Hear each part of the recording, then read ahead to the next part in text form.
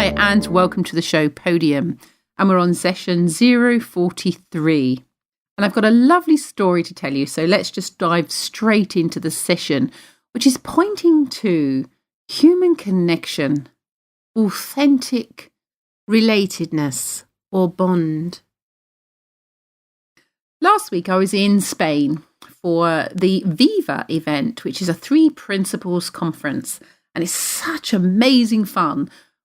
Wherever can you go to a conference and have singing and dancing, connecting, sharing, loving people from all over the world that you've never even met before. I want to tell you a bit of a story, and it's a really funny personal story, and somehow I ended up with an audition on the programme Take Me Out. And just a little bit of a backstory, I had no idea what this programme was. I haven't even seen it, and I had to Google it in order to find out what I'd committed myself to. And the questions that came up about what would your ideal man be, what would they do, what are you looking for, all sorts of questions about what that other person might be. And I found those questions really difficult because since coming across this understanding of the 3 principles behind the human experience, I profoundly know that my entire perspective, my entire reality is thought created.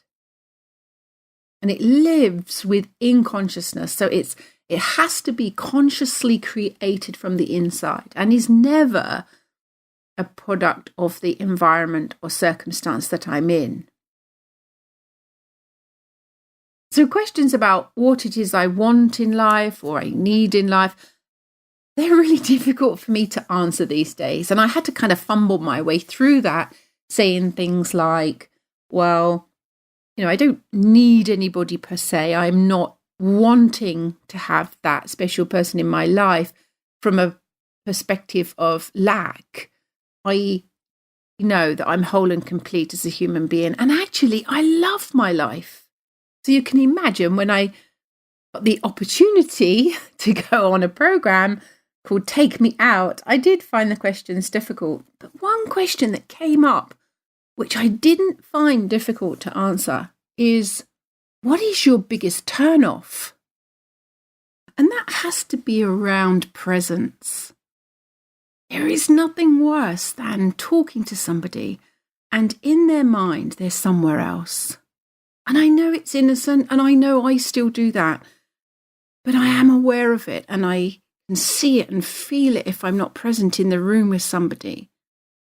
And to be out for dinner and you can see that the person you're with is running their story, running their film of future events, either worrying about them or stressing about them, or that they're ruminating over past experiences and they're not really present with you.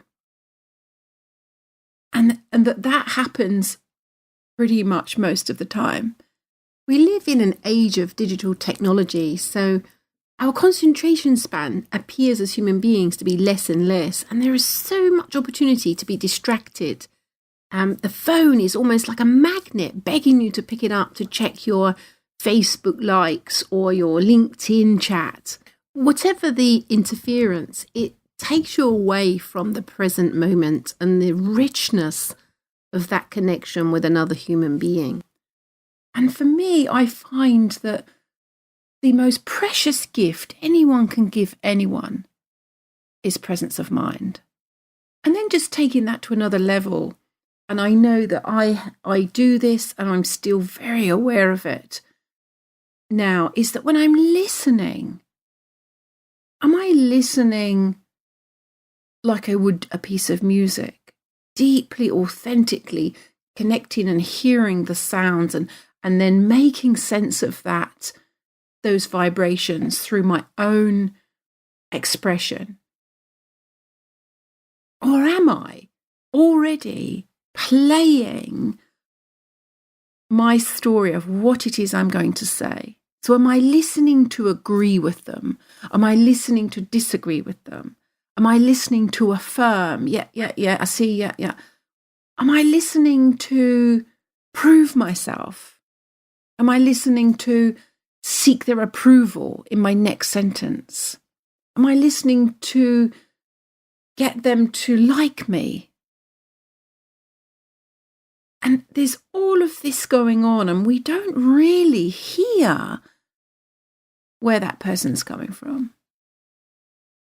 And so, in terms of human performance in any area, any field, whether it's sport, whether it's business, whether it's the arts, whether it's producing pieces of music, whatever it is, if you're in relationship with somebody and you really want to enhance what it is you're doing together, then you need to be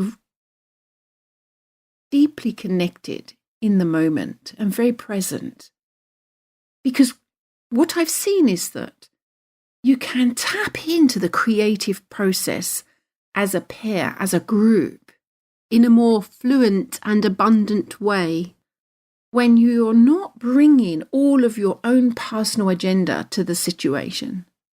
And it is innocent when you see that your own head noise, the chatter that goes on in your mind, your habitual belief systems just get in the way of the moment that you're in with somebody.